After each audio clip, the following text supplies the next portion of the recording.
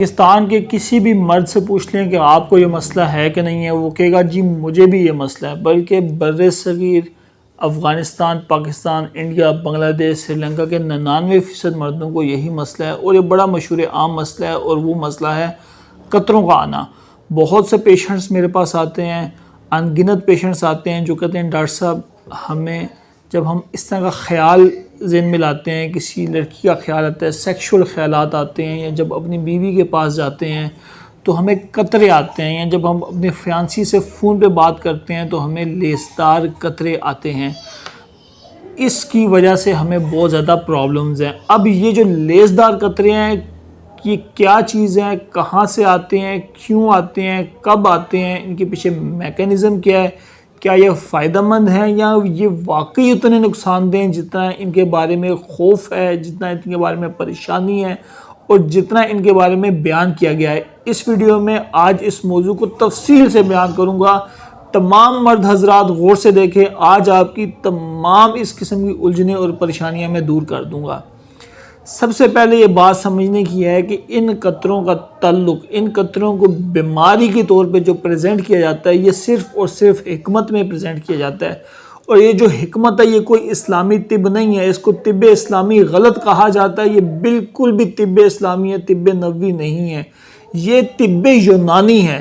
ये यूनान की तिब को फॉलो करते हैं जो सिकंदर आज़म और अरस्तु और अफलातून के दौर की, आज से 2-3 हज़ार साल पहले की, बल्कि इससे भी ज़्यादा पहले की, यानी कि ये अंदाज़ा लगाएं ये 4 से 5 हज़ार साल पहले की जो साइंस है, उसकी थ्योरीज़ हैं, उसके नज़दीक ये एक बीमारी है और इसका इलाज किया जाता है। आज के जदीद साइंसी दौर में इस थ्योरी को बिल्कुल सिरे से रद्द किया जाता है। ये बिल्कुल एक मन गढ़ंत बात है और ये बिल्कुल कोई बीमारी है ही नहीं। इन कतरों का, इन लेसदार कतरों का ताल्लुक़ जोड़ा जाता है कि ये मनी के कतरे हैं। कुछ लोग ये कहते हैं कि इससे स्पर्म ज़ाया हो रहे हैं तो हमारे सारे स्पर्म ख़त्म हो जाएंगे। कुछ लोग कहते हैं मनी के कतरे हैं तो इसकी वजह से हमारी मनी पतली हो गई है, हमारे अंदर मर्दाना कमज़ोरी हो गई है, हमारे अंदर टाइमिंग की कमी हो गई है, हमारे जिस्म के अंदर दर्दें निकल आई हैं, हम कमज़ोर हो गए हैं, हमारी मनी पतली हो गई है, कतरे निकलने कर गए।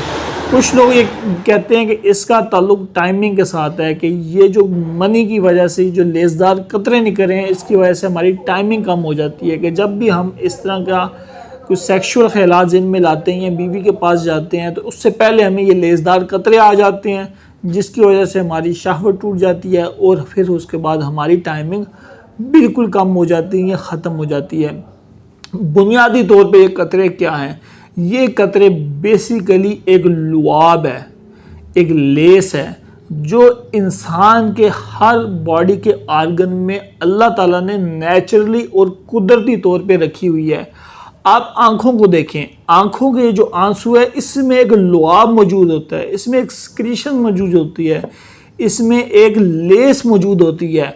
अगर ये लेस मौजूद ना हो तो आँखों के अंदर पलक झपकना भी इतना तकलीफ दे होता है। और इस बीमारी को कहते हैं केराटो कंजक्टिवाइटिस सिका। उन लोगों से पूछें जिनको ये बीमारी है, जिनकी ये आँखों की लेस ख़त्म हो जाती है, कि अगर आँखों से लेस ख़त्म हो जाए तो ये कितना तकलीफ़ दे अमर होता है। इसी तरह मुंह के अंदर अल्लाह ताला ने लुआब रखा हुआ है, एक लेस रखी हुई है। अगर ये लुआब ख़त्म हो जाए, ये लेस ख़त्म हो जाए तो इंसान के लिए खाना खाना बहुत मुश्किल हो जाए। और ये भी एक बीमारी में होता है, इसको कहते हैं शोगरन्स डिजीज़। शोगरन्स डिजीज़ में आपको जो सलाइवरी ग्लैंड्स हैं उसमें से ये लेसदार मादा आना कम हो जाता है, तो आपको ये चीज़ निगलना भी बहुत मुश्किल हो जाती है। इसी तरह अल्लाह ताला ने औरतों में ये मैकेनिज़्म रखा हुआ है कि जब उनको सेक्सुअल स्टिमुलेशन होती है तो उनको लेसदार पानी आता है। अगर वो लेसदार पानी ना आए तो औरतों के अंदर सेक्स का, हम बिस्तरी का अमल इतना तकलीफ़ दे हो जाए, इतना तकलीफ़ दे हो जाए कि वो बर्दाश्त ही ना कर सकें। और कुछ औरतों में वाकई ही ये सिक्रीशंस बहुत कम हो जाती हैं, ये लुआब बहुत कम हो जाता है और उनको इतनी तकलीफ़ होती है सेक्स से कि वो बिल्कुल सेक्स की तरफ जाती भी नहीं है, और इसको कहते हैं डिस्पेरूनिया। इसी तरह अगर अल्लाह ताला ने ये मैकेनिज़्म रखा हुआ है, ये लेसदार कतरे आते कहाँ से हैं ये समझें। ये लेसदार कतरे मनी के कतरे नहीं हैं, ये लेसदार कतरे स्पर्म नहीं हैं, ये लेसदार कतरे हड्डियों का रोगन नहीं है, और ये वो लेसदार कतरे नहीं हैं जिसके बारे में मशहूर है कि 100 खून के कतरे या 1000 खून के कतरे मिलें तो एक ये वाला कतरा बनता है, तो आपका एक कतरा निकल गया है। और ये वो नहीं है कि जो पूरी बॉडी का रोगन होता है, पूरी बॉडी का मगज़ होता है और या जान होती है जो आपके नफ्स के ज़रिए निकल जाती है, या हरगिज़ वो नहीं है। हमारे जोड़ों का दूर दूर तक कोई कनेक्शन ही नहीं है हमारे इस सिस्टम के साथ। हमारे खून का भी एक इनडायरेक्ट कनेक्शन है इस सिस्टम के साथ, डायरेक्ट कनेक्शन उसका भी नहीं है। और आपको एक मज़े की बात हो, एक नॉर्मल मनी के अंदर भी सिर्फ 3% टेस्टिकुलर सिक्रीशंस होती हैं, यानी कि जो गोलियों से मवाद आता है वो सिर्फ 3% होता है, और वो जो 3% होता है वो भी सारे के सारे स्पर्म नहीं होते, उसमें भी कुछ मिकदार में स्पर्म होते हैं। हमारी जो मनी है उसका ज़्यादातर मवाद तकरीबन 75% एक दूसरे वदूद से आता है, उसको कहते हैं सेमिनल वेजिकल। ये हर मर्द में दाएं और बाएं तरफ पे एक एक वदूद मौजूद होता है।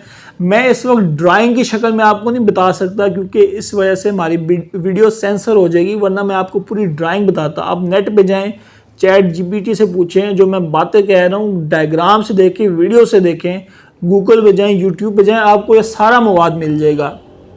तो ये जो ग्लैंड्स होते हैं, जो गदूदें होती हैं, उनको कहते हैं सेमिनल वेजिकल। 75% जो मनी का मवाद होता है वो सेमिनल वेजिकल से आ रहा होता है। इसीलिए जिन लोगों को एजोस्पर्मिया होती है उनकी मनी बिल्कुल ठीक होती है, यानी कि मनी के अंदर एक स्पर्म भी मौजूद नहीं है, लेकिन मनी का वॉल्यूम बिल्कुल ठीक होता है। इसी तरह इसके अंदर बाकी जो 25% सेक्रेशंस हैं, 25 से 27%, ये प्रोस्टेट से आ रही होती हैं। तो जो मनी है उसके अंदर भी स्पर्म की जो क्वांटिटी है वो 3% से भी बहुत कम है। तो ये सारी हमने जो हम बिस्तरी से पहले जो कतरे आते हैं उसमें तो मनी भी नहीं होती, मनी ही नहीं होती। वो कतरे कहाँ से आते हैं?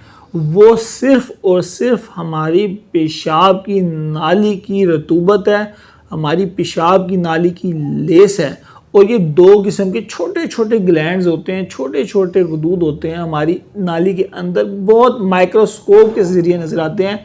एक तो होते हैं बल्बो यूरेथ्रल ग्लैंड्स और दूसरे होते हैं Skene's glands. Skene's glands SKENES, Skene's gland. ये लेस निकालते हैं जब आपको सेक्सुअल स्टिमुलेशन होती है, जब आप फैंसी से बात करते हैं या सेक्सुअल कोई थॉट आती है या इस तरह की कोई मूवी देखते हैं या अपनी बीवी के पास फोरप्ले कर रहे होते हैं, उससे पहले आपको ये कतरे आते हैं, ये रतूबतें आती हैं। ये इन ग्लैंड्स की सिक्रीशंस होती हैं ताकि नाली के ऊपर ये लेस की एक तह जम जाए।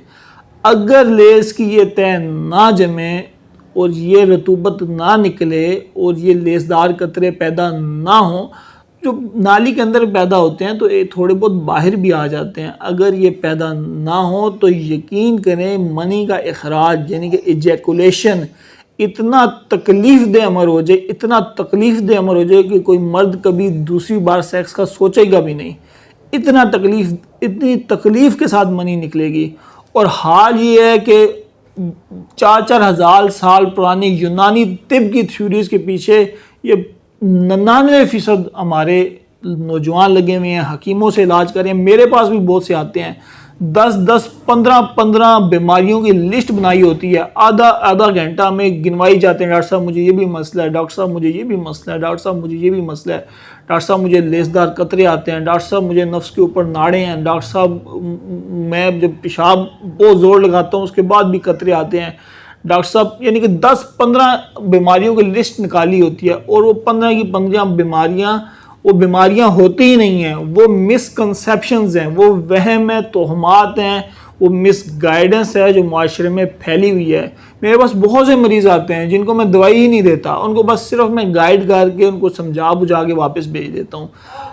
तो अगर आपके भी इस तरह के कोई मिसकंसेप्ट है तो आप मुझे ऑनलाइन कंसल्टेशन कर सकते हैं। याद रखें ऑनलाइन कंसल्टेशन फ्री नहीं है। मुझे कई लोगों ने ये मैसेज किया है कि भाई डॉक्टर साहब आप फ्रॉडी हैं, 2 नंबर हैं, आप मैसेज तो ये दे रहे हैं कि आप अवाम की भलाई कर रहे हैं लेकिन आप हमारे साथ ऑनलाइन कंसल्टेशन नहीं करते। तो भाई ऑनलाइन कंसल्टेशन फ्री नहीं होगी, 1500 रुपया फ़ीस होगी उसकी, क्योंकि उसमें 20-25 मिनट हर पेशेंट को देने होते हैं। ये जो मेरी वीडियोज़ हैं यही कार खैर के लिए काफ़ी हैं, जो सुन रहा है उसका जितना भला होता है यही मेरे लिए काफ़ी है। बाकी अगर किसी ने ऑनलाइन कंसल्टेशन करनी है तो वो 1500 फ़ीस दे, 20 मिनट 25 मिनट तकरीबन ऑनलाइन कंसल्टेशन का टाइम होता है। इतना ही टाइम मैं क्लिनिक पे भी पेशेंट्स को देता हूँ। 1500 फ़ीस क्लिनिक पे है, 1500 फ़ीस ही ऑनलाइन कंसल्टेशन की है। तो आप ऑनलाइन भी मुझसे रब्ता करें, बहुत से लोग मेरे से ऑनलाइन इलाज करवाते हैं। तो जो पेशेंट्स इलाज करवाने आते हैं, जो 10-15 बीमारियां लेके आते हैं, उनमें से 1 या 2 ही जेन्युइन बीमारियां होती हैं, बाकी उनके वहम होते हैं और मिसकंसेप्ट्स होते हैं जो ऑनलाइन हकीमों ने फिला के लोगों को गुमराह कर दिया है। और ये जो 4000 साल पुरानी यूनानी तिब है, इसको अब छोड़ देना चाहिए। इसकी ज़्यादातर थ्योरीज गलत साबित हो चुकी हैं। ये वो उस दौर के लिए वैलिड थी, लेकिन अब साइंस का दौर बहुत आगे निकल चुका है, तो अब आपने अपना साइंसी इलाज कराना है। इन मनी के इन कतरों का, ये जो लेसदार कतरे आते हैं, इनका कोई ताल्लुक ही नहीं है टाइमिंग से या मर्दाना कमज़ोरी से या एजोस्पर्मिया से या औलाद के होने से। टाइमिंग का मैं इलाज करता हूँ और बिल्कुल 100% करता हूँ। ये एक डिफरेंट इलाज है। और जो है इरेक्टाइल डिसफंक्शन यानी कि मर्दाना कमज़ोरी, ये बिल्कुल एक डिफरेंट बीमारी है। टाइमिंग बिल्कुल डिफरेंट बीमारी है, मर्दाना कमज़ोरी बिल्कुल डिफरेंट बीमारी है, इनफर्टिलिटी बिल्कुल डिफरेंट बीमारी है, एजोस्पर्मिया बिल्कुल डिफरेंट बीमारी है। इनका आपस में दूर दूर का कोई तल्लुक नहीं है। इनकी मेडिसिन डिफरेंट है, इनका इलाज मुख्तलिफ है, इनका डायग्नोसिस मुख्तलिफ है। तो लेसदार कतरे आने से लोग हमेशा, जब भी मर्दाना कमज़ोरी के मरीज़ आते हैं या टाइमिंग के मरीज़ आते हैं, कुछ भी मरीज़ आते हैं, वो यही कंसेप्ट लेके आते हैं कि भाई डॉक्टर साहब हमें लेसदार कतरे आते हैं, इस वजह से हमारी टाइमिंग काम नहीं है, इस वजह से हमें मर्दाना कमज़ोरी है या इस वजह से हमारी औलाद नहीं हो रही। तो उनको मैं स्ट्रेट फॉरवर्ड कहता हूँ, कभी आपको इरेक्शन जो इरेक्टाइल डिसफंक्शन के होते हैं, आपके इरेक्टाइल डिसफंक्शन ठीक हो जाएगा। जो प्री मेच्योर इजैकुलेशन के पेशेंट्स होते हैं, उनको वाजे कहता हूँ कि आपका ये मसला ठीक हो जाएगा। लेकिन ये जो लेसदार कतरे आते हैं, मेरे इलाज से ये ट्रीटमेंट ठीक नहीं होगा, क्योंकि ये नेचुरल और नॉर्मल है। हाँ, अगर एक बंदे को हर वक्त लेसदार कतरे आते रहे, हर वक्त उठते बैठते चलते फिरते, तो ये एक बीमारी है जिसको आम जुबान में जरियान कहा जाता है। तो टाइमिंग के जो मरीज़ हैं, बहुत से मरीज़ हैं जिनको टाइमिंग की कमी है। पाकिस्तान में एवरेज टाइमिंग ही 1 मिनट है। लोग पूछते हैं टाइमिंग कितनी होनी चाहिए, स्ट्रेट फॉरवर्ड जवाब है कम से कम 10 मिनट होनी चाहिए अगर आपने पार्टनर को सेटिस्फाई करना है। 5 मिनट से कम हो तो हम इसको प्री मेच्योर इजैकुलेशन कहते हैं। पाकिस्तान में एवरेज टाइमिंग मर्दों की 1 मिनट ही है। 95% पाकिस्तानी मर्दों को प्री मेच्योर इजैकुलेशन है और 95% मर्दों को ही अपना इलाज करवाना चाहिए। बिल्कुल रिकमेंडेड है कि अपना इलाज कराएं। ट्रीटमेंट से टाइमिंग कितनी बढ़ जाएगी, इंशाल्लाह 20-25 मिनट तक चले जाएगी। मेरे मरीज़ आके यहाँ पे आपको आके नहीं बताएंगे कि डॉक्टर साहब हम ठीक हो गए, क्योंकि कोई भी सेक्सुअलॉजी का जो मरीज़ होगा वो अपनी वॉइस भी, जेन्युइन मरीज़ होगा, वो अपनी वॉइस भी नहीं रिकॉर्ड करवाएगा, चाहे वो जो है ना माली ही क्यों ना हो, स्वीपर ही क्यों ना हो, कभी भी वो आके अपनी वॉइस तक नहीं रिकॉर्ड करवाएगा। अपनी वीडियो बनवाना और अपना चेहरा दिखाना तो दूर की बात है, ये तो है ही इम्पॉसिबल। लेकिन मैं सैकड़ों मरीज़ों का इलाज कर चुका हूँ, आज तक एक मरीज़ ने भी आके वॉइस में भी बयान नहीं दिया। हाँ, पथरी का कोई मरीज़ होगा, दूसरे मसलों के मरीज़ होंगे, वो आके बयान दे देंगे, लेकिन सेक्सुअलॉजी से रिलेटेड कभी भी कोई मरीज़ आके बयान नहीं देगा। इतने सैकड़ों लोग हैं जिनको सेक्सुअली ट्रांसमिटेड डिजीज़ हो जाती हैं, जिन किसी को VDRL हो जाता है, किसी को गोनोरिया हो जाता है, किसी को नफ्स पे दाने हो जाते हैं, लड़कियों से मिल के आते हैं, इन्फेक्शन करवा लेते हैं। मैंने सैकड़ों का इलाज किया है, लेकिन क्या आप सोच सकते हैं कोई सेक्सुअली ट्रांसमिटेड डिजीज़ का पेशेंट आके कहेगा कि डॉक्टर साहब मुझे ये मसला था, आपने मेरा इलाज किया, मैं ठीक हो गया? इम्पॉसिबल है, कभी भी नहीं कहेगा। तो अल्हम्दुलिल्लाह प्री मेच्योर इजैकुलेशन का ट्रीटमेंट डिफरेंट है, वो इंशाल्लाह जल्द आपका हो जाएगा, वो बिल्कुल ठीक हो जाएंगे आप।